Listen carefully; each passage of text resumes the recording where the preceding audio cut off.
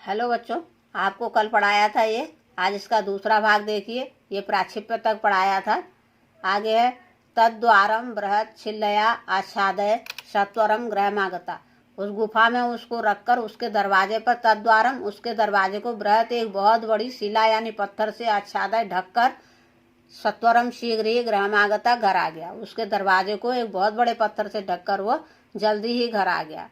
सश्रेष्ठी पृष्ठवान, अब वह श्रेष्ठी जो है उससे पूछता है, उसको अकेला आते देखता है तो उससे पूछता है, भो हे अभ्यागता आ गए, कथ्यताम कुत्र में शिशु, कहो कहाँ है मेरा पुत्र, या त्वया सह नदीम गता, जो तुम्हारे साथ नदी के तट पर गया था। इति इस प्रकार से उससे पूछता है कि तुम तो आ गए, मेरा पुत्र कहाँ है।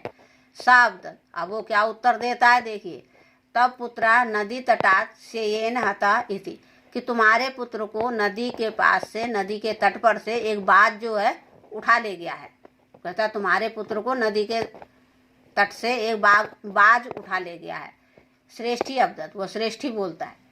तो श्रेष्ठी जब कहता है मिथ्यावादिना, झूठ बोलते हो, किम क्वचित शयनो बालम हर्तुम शक्नोति, क्या कोई बाज, शेनु में बाज होता है, बाज बच्चे को ले जा सकता है, क्या कोई बाज बच्चे को ले जा सकता है। तत्समर्पय में सुतम, इसलिए मेरा पुत्र जो है मुझे दो, अन्यथा राजकुले निवेदिष्यामि, अन्यथा मैं राज दरबार में जाऊंगा। इति इस प्रकार से कहता है।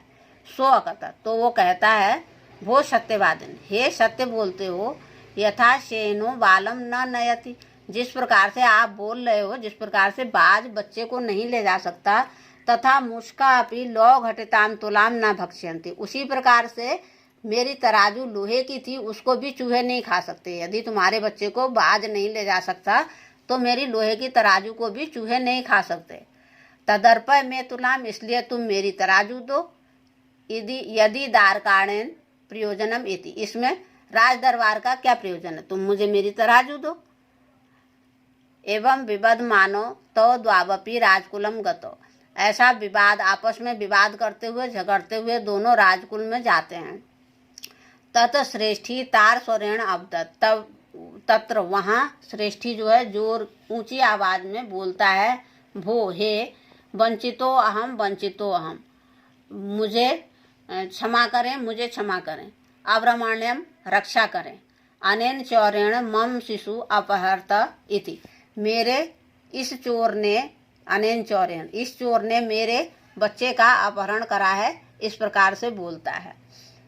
अथ धर्माधिकारिणा तम अवदत, तब धर्माधिकारिणा यानी जो न्यायाधीश होते हैं वह उससे बोलते हैं, भो हे समर्पताम श्रेष्ठी सुत, हे तुम इनके पुत्र को इनको समर्पित करो यानी दीजिए। सो अवदत, तो वो बोलता है, किम करूँ, क्या करूँ।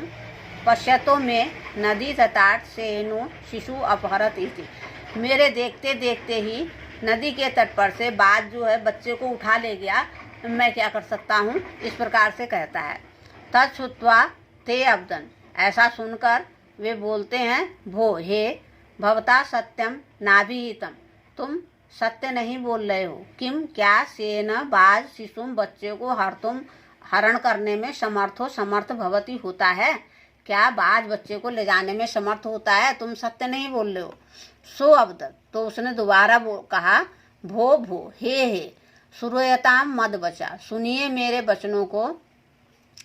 तुलाम लौह सहस्त्रस्य यत्र खादंती मूषका, जहाँ लोहे की तराजू को चूहे खा सकते हैं, राजन तत्र हरे शयनो बालकम नात्र संशय, तो वहाँ, हे राजन, वहाँ बाज भी बालक का अपहरण कर सकता है, इसमें कोई संशय नहीं है।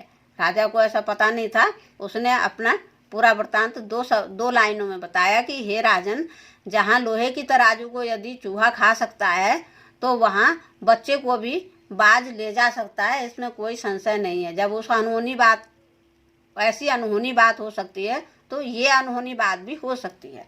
ते अप्रच्छन, तो वह बोले, कथम में तत्, कैसे, क्योंकि उनको तो कुछ पता नहीं था, तो न्यायाधीश बोले, कथम में तत्, कैसे।